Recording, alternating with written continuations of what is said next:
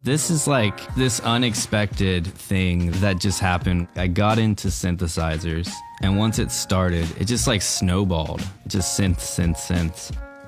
Hey, I'm Michael Stein, most well known for being a composer on the TV series Stranger Things, where I also do a lot of the mixing and engineering of the music. I as well have a band called Survive.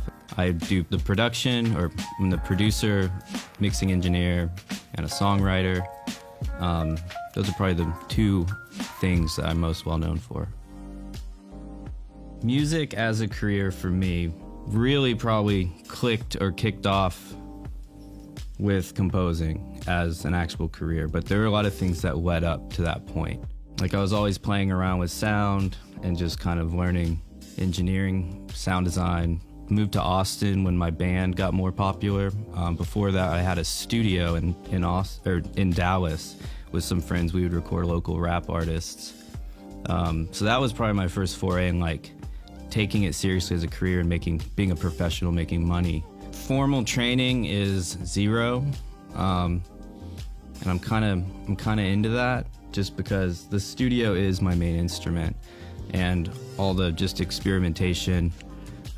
Collectively learning and new things, and if you're alone all the time making music, you don't really need musical language to communicate to other people like what you're trying to do, so that's less significant. So really the training is just practice and experimenting all the time.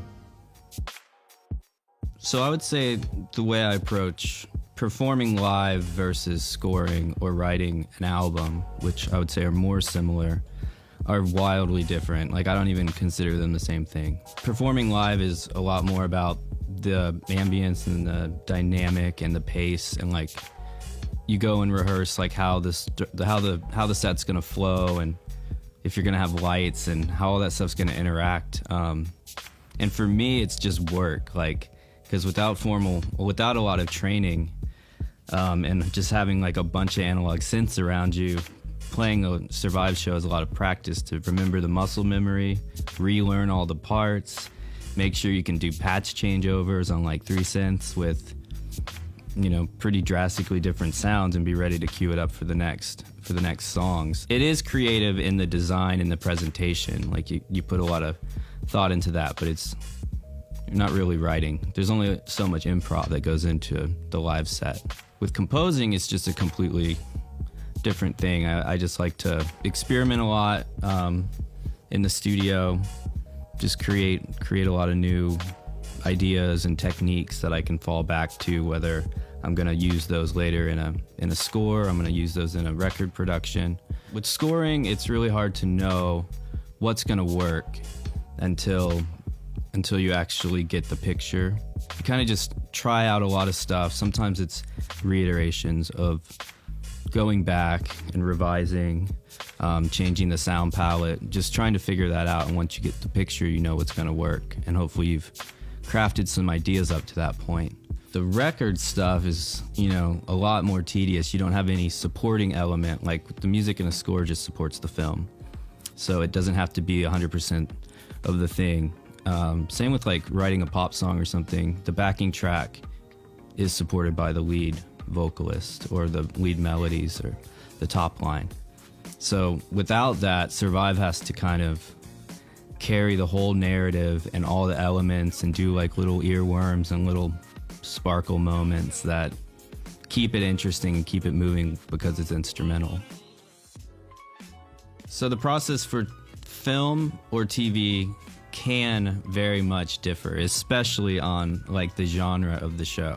With Stranger Things or something like that, it's it's like action, sci-fi, drama, comedy. It's just across the spectrum, but really getting the tone and like the palette of sound and the color of the music is really important to kind of define. It's almost like just defining some rules that the things the music is not gonna do.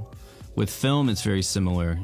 It's like one episode of TV or 1.5. It might just be an hour and a half of music, but it's really important to create that world.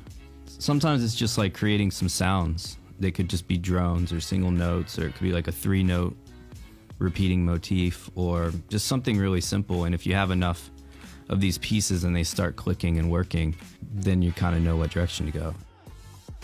I absolutely love this whole era of Korg, like the early kind of Univox crossover stuff. Like the Korg 770 back there is probably one of my absolute favorite Korgs. It's super quirky and has like the best sounding ring mod.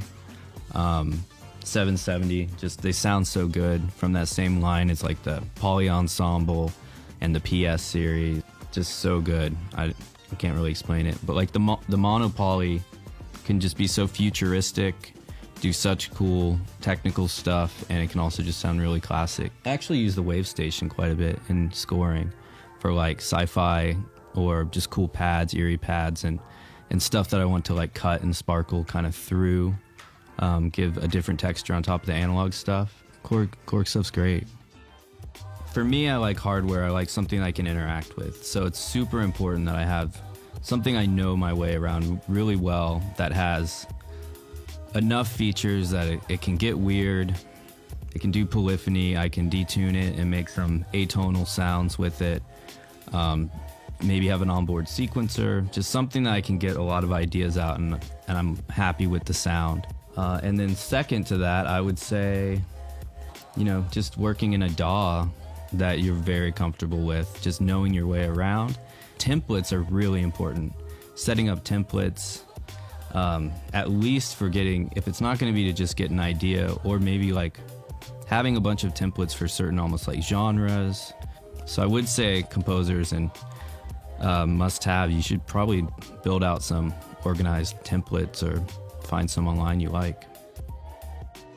Share your music, because I know it's really easy to be just making stuff all the time, like second guessing it or only having a select few people you send it to. So I would just not be discouraged to just share your music, because anything you make, there's someone out there that's gonna like it. So I would just put it public for as many people to hear it. And then I would also just practice like experimenting with stuff, especially unconventional techniques, and writing music you're not comfortable with, or writing music that's uncomfortable, or music that's not musical. Just like, I think it's really important to find a new way to do the same, to like accomplish like the same thing, like in a score, like an action scene or a sentimental scene or a horror scene. It's like something that gives you like a unique voice or personality. Like there's so many like generic ways to do stuff that everyone uses. So finding a new way to do it, I think is a really cool approach. I've noticed that since around the time that we got to do Stranger Things, and Stranger Things was kind of like a big shift in the direction of score, and like how bold or how forward music would be, or just being less symphonic. It's becoming more of a trend again that people are looking for these contemporary sounds, or these like new ways of scoring stuff, or being more youthful, or just new techniques, and production houses are more open to it, and directors. So yes, it's getting more competitive for artists maybe, but there's just so much being made with digital streaming, that platform, that I just think there is an opportunity for a lot of people to have like their own unique sound and voice and get into it, because it has become a lot more accepted to be an unconventional composer.